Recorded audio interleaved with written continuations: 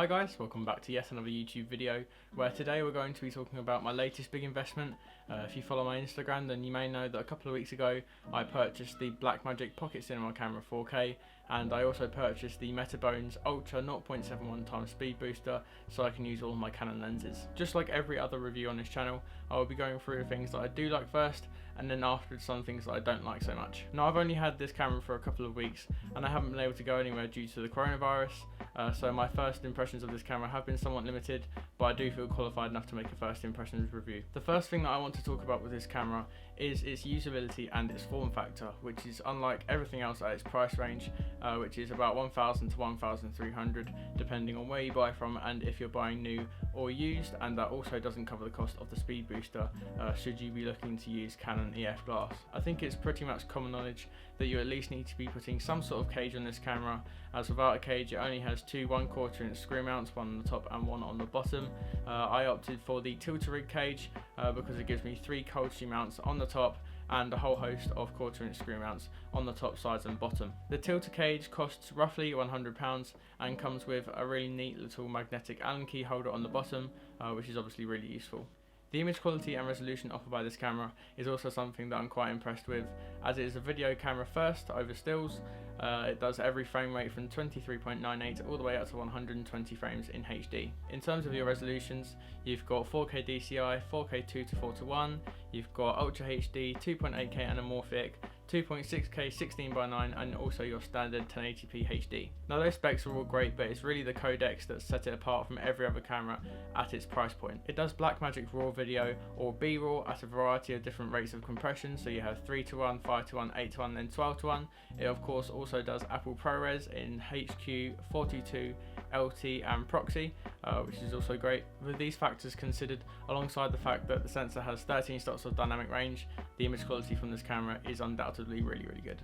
I'm also a massive fan of the inputs and outputs that we have on this camera. On the left hand side of the body, underneath some durable yet somewhat fiddly flaps, we have two 3.5mm jacks, one for microphones, one for headphones. We also have full-size HDMI for monitoring, which is really useful, a 12-volt power input for powering the camera for a 12-volt source. We also have a USB Type-C for recording directly to some solid-state drives, and we also have a mini XLR for connecting some more professional microphones, and that port also provides phantom power, which is obviously really useful too. Something that I also really appreciate about this camera is the huge 5-inch touchscreen on the back. It's full HD 1080p and makes pulling focus without an external monitor really easy, and it's also great for using the menu system, which is actually my next pro. The menu systems on this camera are so easy and so intuitive to use, it makes me wonder why other camera manufacturers don't adopt the same style of menus. They're so easy to navigate when compared to other camera manufacturers, cough cough Sony. Also, when paired with that huge 5-inch screen on the back, it just makes for a really pleasing user experience. I'm aware that this list of pros is getting quite long now, so I'll give you one more and then we're going to move on to the cons. I also like that you can import your LUTs directly to the camera, so that when you're on set or you're out shooting, you can get a rough idea of what your final image may look like, which is also really useful. I could talk for hours about the pros of this camera and what I do like, but for the sake of this video not being 3 hours long, I'm going to move on. Undoubtedly, the biggest con of this camera is probably the batteries that it uses. It uses Canon LPE6 batteries, which are cheap and affordable, and if you have lots of them like me, then it's not really too much of an issue, but they only last about 35 to 40 minutes. Which kind of sucks, especially when you're on set. That time goes by like no one's business. So if you do want to get more battery life out of this camera, you are going to have to look into using a V-mount battery, which are useful but they're quite expensive. Those can be used through DTAP and then through the 12-volt power port on the side of the camera.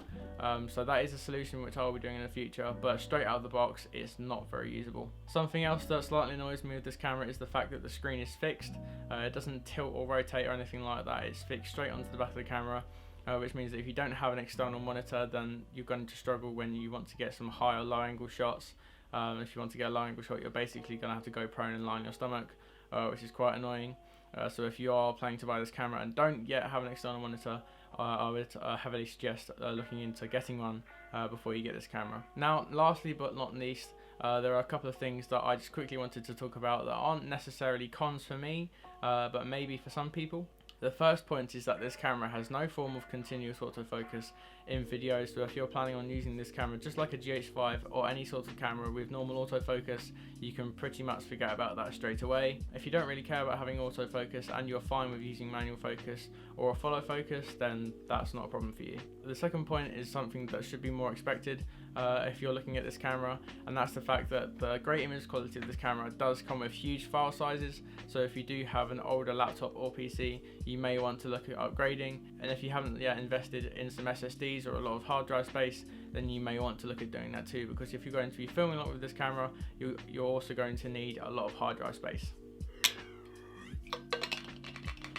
Okay, so moving on to the Q&A section of this video. If you don't know already, I'm now adding a short Q&A section to the end of all my videos. So if you don't follow me on Instagram already, do go and follow me at harry.cr2 on Instagram, and be sure to keep your eyes peeled for once a week when I put the poll up, and have your chance to have these questions featured as I answer them once a week. The first question is, would you choose the Canon 5D Mark II or the 6D for photography in your opinion?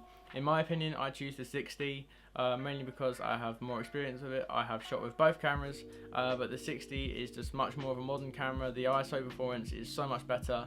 It's a much more well-rounded camera than the 5D Mark II. The 5D Mark II has better build quality, I think it's got 1 more megapixel, the 6D's got 20 and the 5D2's got 21.1 or something like that. But for most general use, I'd choose the 6D. If you want to see me make a video just about this topic, then please do tell me in the comments, as that would be something that I would be interested in doing in the future. The second question is, what is your dream job in film? I'd probably have to go with being a DP, then probably secondly being an AC, and then maybe being a producer third. But the main dream or goal is to be a director of photography at the end of the day. Next question asks, do you prefer creating with other people or by yourself? I think it's good to look at the importance of doing both. So when I'm working by myself, I get a really good idea of what my best talents are and what I can do and what I can't do. And it's also good to work on your own things because you're not hindered by deadlines or client briefs or anything like that. It's just up to you, which I really enjoy. However, that being said, I also think it's good to realise the importance of working together in a big group or on a set with lots of other people, because you can achieve so much more by having good teamwork skills and working well in a group. But to answer your question, I think I prefer working with a large group of people because you can just achieve so much more than, say, working on your own. The next question asks, what aspect of filmmaking do you struggle with the most? Probably script writing and developing ideas and getting them onto screen. I feel like personally I'm so much better at taking an idea and running with it rather than just standing still and having to create and build an idea from scratch. That is something I'm working on, and it will always be something I aspire to work on, but I feel like I'm much better at being given an idea and translating it to screen rather than starting with something and having to work with it from scratch. So yeah, that's what I struggle with. The next question asks, do you have a genre you want to work in more than others, or certain kinds of projects? I'd probably say, because I'm so early into my career, I haven't worked on that much of a variety of stuff as of yet, so I'd say I'm really open to working on pretty much anything. I'm not closed off to any sort of idea, so yeah, I'm open to pretty much anything at the minute. I don't really have a specific route that I want to dive down and close myself off. So yeah, I hope that answers your question. The next question, or not really question, just says hi, so hello to whoever asked that question. The next question asks, what are the best portrait lenses for the 5D Classic? If you know me personally, then you know that I'm probably going to say 50mm. The proportions of the 50mm look just look so natural and pleasing. Also the price point as well, most 50mm are dead cheap. Also they usually come with a f1.8 or below aperture, so they're really fast, they're really cheap, and usually the image quality is really good. I can also recommend 85mm. You can get the Canon EF 1.8 USM 85mm lens for about 160 quid nowadays off of mpb.com. It's a really sharp lens, and it's also dead cheap for what it does. So 85mm is really good. I haven't really experimented with 35mm much, but I can definitely vouch for 50mm and 85. The next question reads, what is your favourite travel destination? I'd probably have to say the Netherlands. I've been there a couple of times now, especially Amsterdam is really nice, and once this quarantine is over and life goes back to normal, that would definitely be somewhere that I would want to go. Okay, so that is it for this video, guys. Thank you so much for bearing with me if you have actually stayed to this point, to the very end, and until the next time, I've been Harry.